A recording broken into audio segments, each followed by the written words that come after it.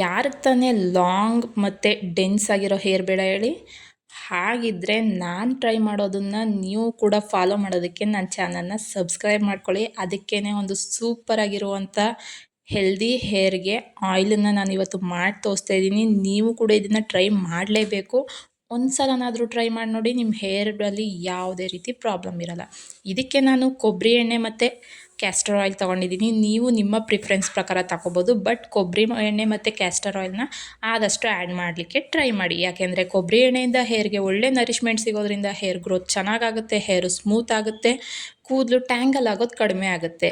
ಕೈ ಎಣ್ಣೆ ಹಾಕೋದ್ರಿಂದ ಅಂದರೆ ಕ್ಯಾಸ್ಟರ್ ಆಯಿಲ್ ಹಾಕೋದ್ರಿಂದ ನಮ್ಮ ಹೇರ್ ಫಾಲಿಕಲ್ಸ್ ಏನಿರುತ್ತೆ ಅದು ಸ್ಟ್ರೆಂದನ್ ಆಗುತ್ತೆ ಮತ್ತು ಹೇರ್ ತುಂಬಾ ತಿಕ್ಕಾಗಿ ಬೆಳೀಲಿಕ್ಕೆ ಸಹಾಯ ಮಾಡುತ್ತೆ. ಬಟ್ ಕ್ಯಾಸ್ಟರ್ ಆಯಿಲ್ನ ಜಾಸ್ತಿ ಹಾಕ್ಬೇಡಿ, ಸ್ವಲ್ಪ ತಿಕ್ಕಿರೋದ್ರಿಂದ ಹೇರ್ ವಾಶ್ ಮಾಡ್ಬೇಕಾದ್ರೆ ಹೇರ್ ಫಾಲ್ ಆಗೋ ಚಾನ್ಸಸ್ ಇರುತ್ತೆ. ಇಲ್ಲಿ ನಾನು ತೋರಿಸಿದಂಥ ಇಂಗ್ರೀಡಿಯೆಂಟ್ಸ್ ಮೆಂತ್ಯೆ, ಕಲೋಂಜಿ, ಸಾಸಿವೆ, ಲವಂಗ, ಕ್ಲೋವ್ಸ್ ಇದೇನಿರುತ್ತೆ ಇದು ತುಂಬಾ ಚೆನ್ನಾಗಿ ನಮ್ಮ ಹೇರ್ನ ಗ್ರೋತ್ನ ಬೂಸ್ಟ್ ಮಾಡುತ್ತೆ. ಯಾರಿಗೇ ಆಗಲಿ ಈ ಒಂದು ಸ್ವಲ್ಪ ಸಮಯ ಆದಮೇಲೆ ಹೇರ್ ಗ್ರೋತ್ ನಿಂತೋಯ್ತು ಅನಿಸ್ದಾಗ ಕ್ಲೋವ್ನ ನಿಮ್ಮ ಹೇರ್ ಕೇರ್ ರುಟೀನ್ನಲ್ಲಿ ಆ್ಯಡ್ ಮಾಡ್ಕೊಳ್ಳೋದನ್ನು ಮರಿಬೇಡಿ. ಇಲ್ಲಿಗೆ ನಾನು ಒಂದು ಫ್ರೆಶ್ ಆ್ಯಲೋವೆರಾ ಜೆಲ್ ತಗೊಂಡಿದ್ದೀನಿ ಮತ್ತು ಹಿಬಿಸ್ಕಸ್ ಫ್ಲವರ್ ಸಿಗಲಿಲ್ಲ, ಅದಕ್ಕೆ ನಾನು ಇಲ್ಲಿ ಲೀವ್ಸ್ನ ತಗೊಂಡಿದ್ದೀನಿ.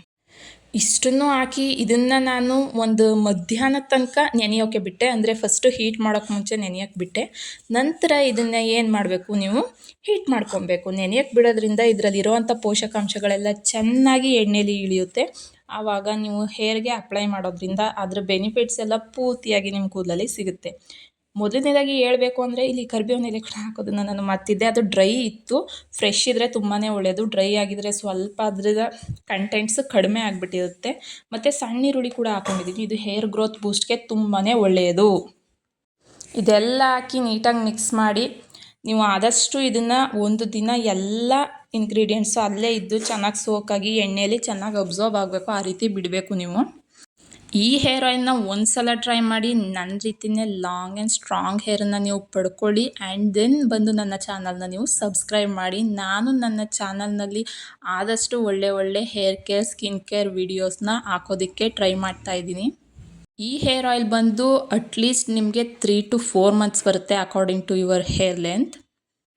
ಜಸ್ಟು ಹೇರ್ ಸ್ಕಾಲ್ಪ್ಗೆ ಅಪ್ಲೈ ಮಾಡೋದಲ್ಲದೆ ಹೇರ್ ಲೆಂತ್ಗೂ ಕೂಡ ಹೇರ್ ಆಯಿಲ್ನ ಅಪ್ಲೈ ಮಾಡೋದು ತುಂಬಾ ಇಂಪಾರ್ಟೆಂಟ್. ಯಾಕೆ ಅಂದರೆ ಹೇರ್ ಲೆಂತ್ ಡ್ರೈ ಆದಷ್ಟು ನಮ್ಮ ಹೇರ್ ಬ್ರೇಕೇಜ್ ಜಾಸ್ತಿ ಆಗುತ್ತೆ. ಹೇರ್ ಬ್ರೇಕೇಜ್ ಜಾಸ್ತಿ ಆದಷ್ಟು ಡೆನ್ಸಿಟಿ ಕಡಿಮೆ ಆಗುತ್ತೆ, ಹೇರ್ ಫಾಲ್ ಆಗೋದು ಜಾಸ್ತಿ ಆಗುತ್ತೆ.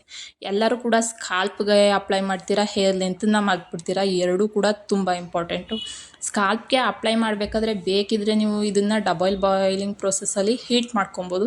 ಇಲ್ಲ ಸ್ವಲ್ಪ ಹೊತ್ತು ಬಿಸಿಲಲ್ಲಿ ಇಟ್ಟರೆ ಅದು ಕೂಡ ಹೀಟ್ ಆಗುತ್ತೆ, ಅದು ಕೂಡ ಸಾಕು. ಲ್ಯೂಕ್ ವಾರ್ಮ್ ಆಗಿರೋದನ್ನ ಹೇರ್ ಫಾಲಿಕಲ್ಸ್ಗೆ ಅಂದರೆ ರೂಟ್ಸ್ಗೆ ಅಪ್ಲೈ ಮಾಡೋದ್ರಿಂದ ಚೆನ್ನಾಗಿ ಪೆನಿಟ್ರೇಟ್ ಆಗಿ ಇದು ಒಳ್ಳೆ ರಿಸಲ್ಟ್ಸನ್ನು ಕೊಡುತ್ತೆ.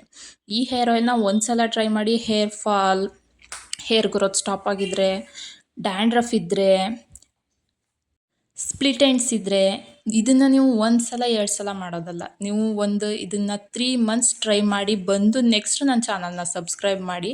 ಬೇಕಿದ್ದರೆ ನಾನು ಒಳ್ಳೆ ಟಿಪ್ಸು ಮತ್ತು ಹೇರ್ ಮಾಸ್ಕ್ಸು ಮತ್ತು ಹೇರ್ ಟಾನಿಕ್ಸ್ ಎಲ್ಲನೂ ತಿಳಿಸ್ಕೊಡ್ತೀನಿ. ಇದನ್ನು ನೀವು ಟ್ರೈ ಮಾಡಲೇಬೇಕು. ನನ್ನ ಹೇರ್ ಕೇರ್ ರುಟೀನಲ್ಲಿ ಇದು part of my hair care routine ಅಂತಲೇ ಹೇಳ್ಬೋದು. ತುಂಬಾ ಚೆನ್ನಾಗಿ ವರ್ಕ್ ಆಗಿದೆ. ನನಗೆ ಸ್ಕೂಲ್ ಟೈಮಲ್ಲಿ ಹೇರ್ ತುಂಬ ಚೆನ್ನಾಗಿತ್ತು. ಬಟ್ ನನಗೆ ಸ್ಪ್ಲಿಟ್ ಎಂಡ್ಸ್ ಆಗ್ತಾಯಿತ್ತು ಮತ್ತು ಎಷ್ಟು ಹೇರ್ ಲೆಂತ್ ಬೇಕೋ ಅಷ್ಟು ಆಗ್ತಾ ಇರಲಿಲ್ಲ. ನೋಡ್ತಾ ಇದ್ದೀರಲ್ವ, ನಾನು ಸುಮಾರು ಇದಾದಮೇಲೂ ಕೂಡ ಒಂದು 2 to 3 times ಟ್ರಿಮ್ ಮಾಡಿದ್ದೀನಿ ನನ್ನ ಹೇರ್ನ. ನೋಡ್ತಾ ಇದ್ದೀರಲ್ವ, ಯಾವುದೇ ರೀತಿ ಡ್ಯಾಂಡ್ರಫ್ ಇಲ್ಲ. ಹಾಗೆ ಹೇರ್ ಲೆಂತ್ ಕೂಡ ಅಷ್ಟೇ ತುಂಬಾ ಚೆನ್ನಾಗಿದೆ. ವಾಶ್ ಮಾಡಿದ್ಮೇಲಂತೂ ತುಂಬಾ ಚೆನ್ನಾಗಿರುತ್ತೆ. ಯಾವುದೇ ರೀತಿ ಕಂಡೀಷ್ನರ್ ಬೇಡ, ಅಷ್ಟು ಸಾಫ್ಟ್ ಆ್ಯಂಡ್ ಸ್ಮೂತ್ ಆಗಿತ್ತು ಕೂದಲು.